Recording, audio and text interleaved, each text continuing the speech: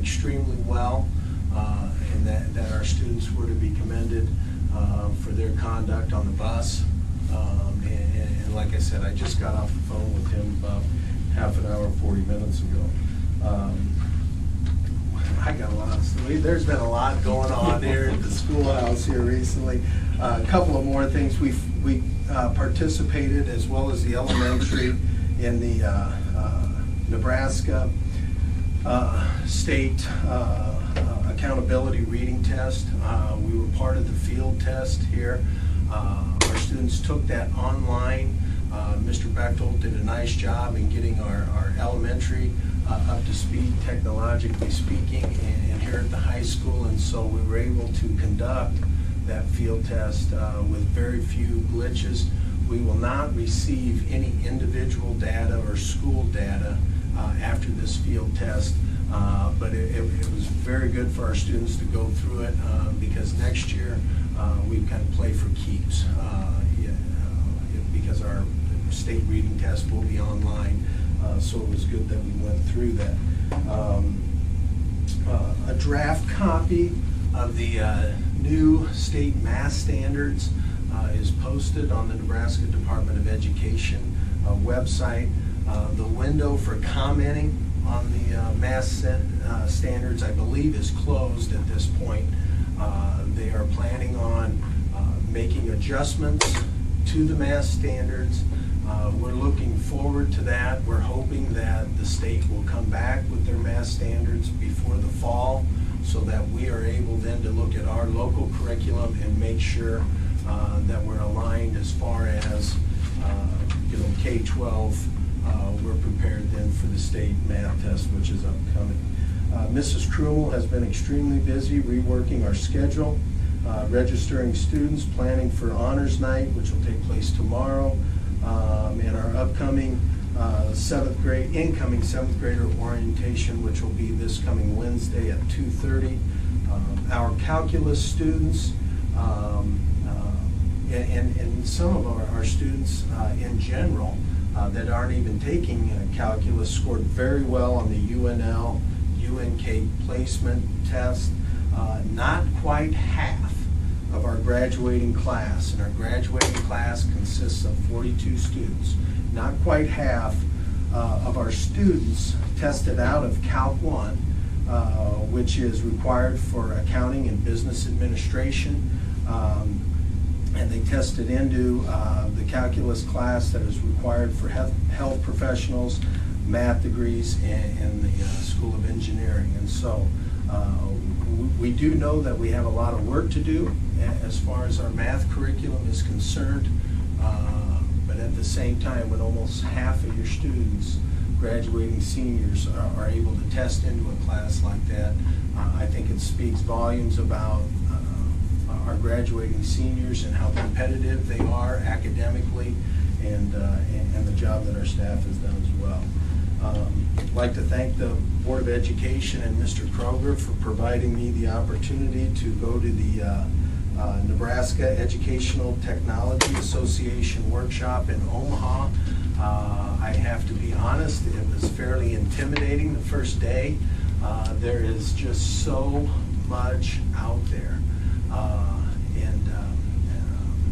I took a little different tack the secondary, and after I would attend a meeting, I made sure to get into the ballroom where they had individual vendors where then I could test out the different,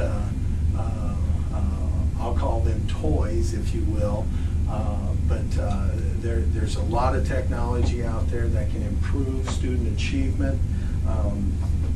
One thing in talking with Mr. Kroger as we move forward that I think is going to be critical as we put our technology vision into motion is that we make sure that we provide opportunities for our staff, okay, to have in-service time and time where we can educate our staff so that we can bring them all up to speed. Because just buying a bunch of computers and buying a bunch of technology, if our staff isn't prepared and does not know how to use it and how to integrate it into our curriculum, then it just sits there and it doesn't get used. So I think it's going to be important that we really develop a quality, I'll call it professional development series, if you will, as we move forward technologically speaking.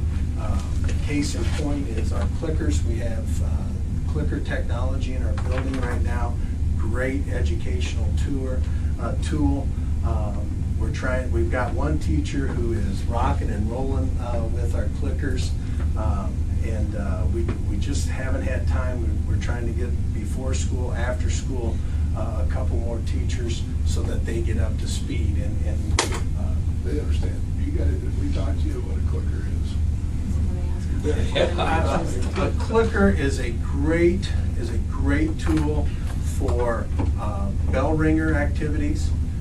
It's a great tool for checking for understanding during the middle of your lesson. At the end of the lesson, if you have your lesson objectives and you want to see if your students have achieved the objective, you can do it at the end of your lesson. What it is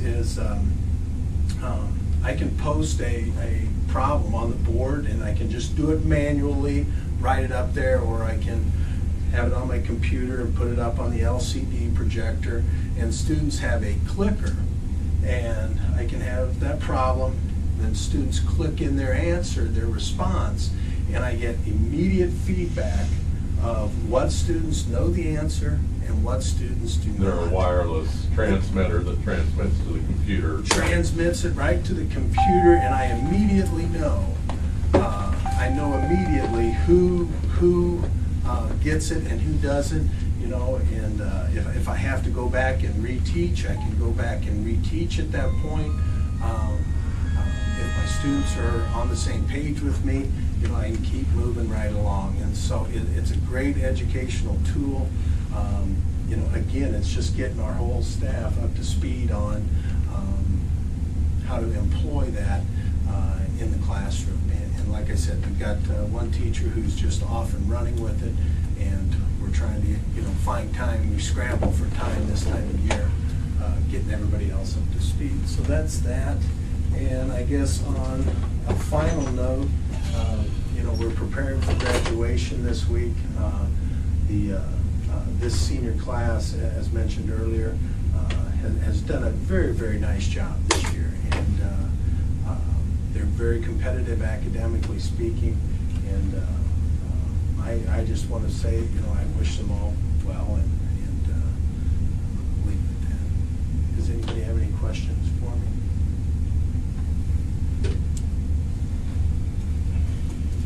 Thank you. Thank you, Mr. Stewart. Hi. Anything you wanted to add to it? No, I'm good. He's right though about the technology. I would say that we're able, I mean, I'm already outdated in terms of technological understanding. I use a lot of technology already in my classroom, but it still requires another few days of going over something. I can understand how it works, so as long as I kind of get it explained to me. Every new teacher that will get in, a younger teacher, they'll understand all the technology, but if you're a year out, you're already outdated. Yeah, you already have to be retrained into the newest stuff. But it's made it really easy and fun. You know, it's easy for the kids because those kids soak it up just like, you know, they understand that stuff easy. So you put those things into it, and you know, it just makes it a very easy adjustment for them. So and Mr. Kroger, the other day we were talking about it, and you know, I'm a big believer in a whiteboard and a grease pencil. You know, you can get a lot done, but like Mr. Kroger mentioned the other day, our children are going to have to be able to be proficient with all this technology that's coming out. I mean, it's just, the other day I was in Mr. Ferentz's classroom, and he had a guest speaker, and they were talking about strip killing. They were talking about precision GPS farming, and you know, and their attitude was, this is where it's going. And so no matter what career field, it's going to be important that we get our students up to speed technologically speaking. This is why we're really